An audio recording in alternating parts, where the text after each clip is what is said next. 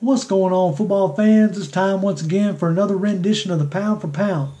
I'm your host, J.R. Clark, and today we're going to be previewing the upcoming Sunday game against our favorite opponent, our dreaded rivals, however you want to put it, the New Orleans Saints.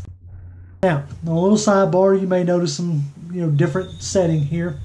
A couple videos ago, I was doing it in my kitchen, and I heard people commenting on being able to hear my dryer and stuff, so heard it loud and clear, saw the jokes, which I thought were great, but got me thinking, I need to try to do a little bit better about presenting a more, professional look at least. So I'm in the process of setting up a studio for my videos going forward. Hopefully we'll be able to get a little better quality.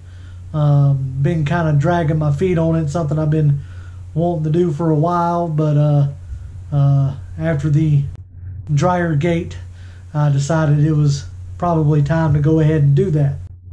Anyway, so enough about that. Let's kind of fast forward to the game. So Sunday, 1 o'clock, we take on the New Orleans Saints in the Mercedes-Benz Superdome down in New Orleans. There's already been reports coming out that they're really trying to get their crowd in there and hyped and pumped, wanting to treat it like a playoff atmosphere, which in a lot of ways it is. I mean, these last two games for the NFC South are really going to decide the NFC South, whether it be in favor of the Atlanta Falcons or in favor of the Saints or even in favor of the Panthers. So it's pretty simple. We win out, we win the NFC South. We win one more game between the last two, and we're virtually guaranteed a playoff spot. We lose these last two games, we're pretty sure we're going to be out of the playoffs. Either Dallas or Green Bay or Seattle will take that last wild card spot. So that's something that is definitely out there and a potential. We don't want that to happen, so we're going to do everything we can to win this game.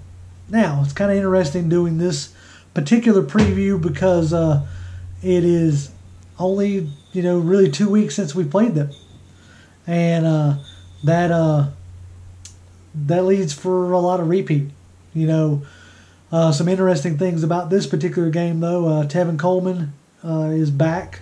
He's out of concussion protocol. That was announced today, which is really good. Really a bright spot going into this weekend. Hopefully, Steve Sarkisian can continue to use them boys in the passing game like he did against Tampa, because that worked out real well. And with the other news that come out, that may also favor us. The Saints have placed Kenny Vaccaro on IR. They're starting safety, so that's a plus. For us, any down player that they can have. Even though I don't like injuries or anything like that, I don't like seeing anybody being put on IR. We have to call it like we see it. It's a plus, for the Falcons if he's not on the field. So, with that being said, game plan is pretty simple. Last time we played them, we held them to 50 yards rushing. That's what we need to do again. We need to really limit that run game, because that's where their success is coming from this year. It's starting with the run game. And if we can limit that and hold them to, shorter gains, try to bottle up those screen passes and, screens that they are really good at setting up, that's going to be a key to success as far as our defense. Now, as far as our offense goes, it's something I've been saying, I feel like, all season. And I guess I'm going to continue to say it until they show me otherwise. They got to get in rhythm. They got to get some consistency going. You'll see flashes here or there, whether it be the Green Bay game or the first Tampa game, or what have you. But we got to get in that offensive rhythm. And myself, I think it starts with the run game for us.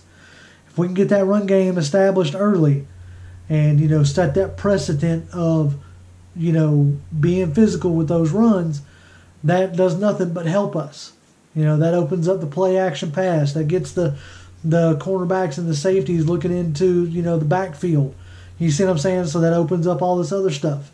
So that's something that I think that, Sark needs to continue to focus on is establishing that run game. It's starting to really look like that Dan Quinn is getting the team that he wanted when he came here.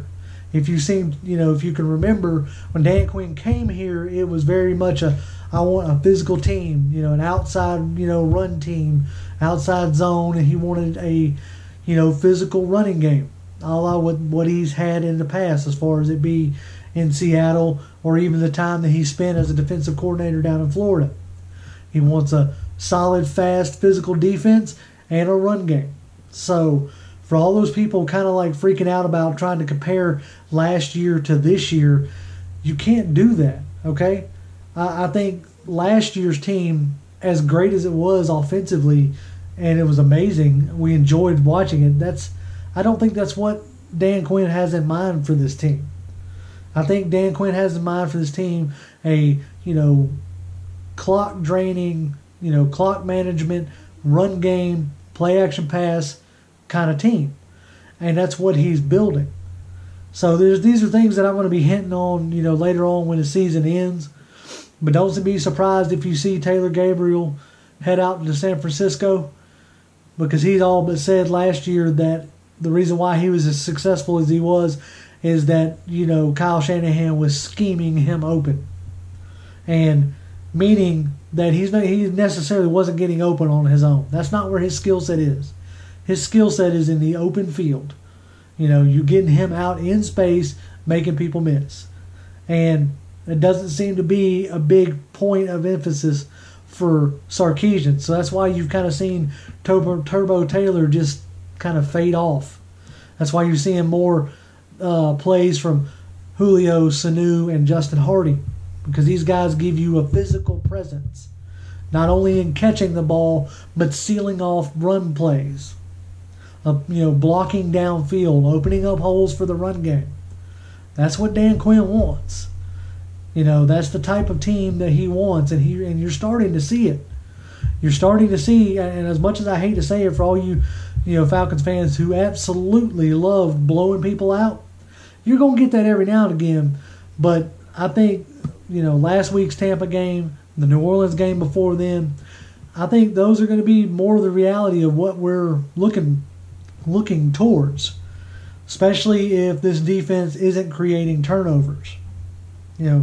Think back to Seattle a few years ago. I know I keep bringing that up, but that's where Dan Quinn was a pro at, okay, as far as a coach goes. So think back to, those Seattle teams. What'd they do? They turned the ball over. It was more up to Russell Wilson not to lose the game than it was to win the game, okay? I think ultimately that's what Dan Quinn wants. It's easy to score a good bit of touchdowns when you only have to drive 50 yards or 30 yards or 40 yards. You see what I'm saying? So just, keep that in mind when you're looking at these Falcons. I think last year's Falcons was more of an anomaly is not the right word, but I think they caught lightning in a bottle. I mean, it was the reason why they tied the greatest show on turf. And it took, however many years to do so, because that's not a normal thing. I mean, the Patriots haven't even tied the greatest show on turf. You see what I'm saying? So we knew there was going to be a drop-off. But I feel like this is more of what you should get used to seeing. And so maybe adjust your expectations, going forward. The hope is that obviously we win out, the rest of these two games. And, we go back-to-back NFC South champions. It's not unheard of. I mean, had Julio caught that pass in the Carolina game, we would have beat them. So they're not unbeatable. And we've already beat the Saints once. You can be like, oh, well, that was on our home turf. This is on their turf. True, I'm with you. I'm with you on that. But we've shown that we can beat them. We've shown that we can frustrate them. Whatever penalties or whatever that led to the end of the game, that's just part of it, okay? So I'm not even going to take that into a fact.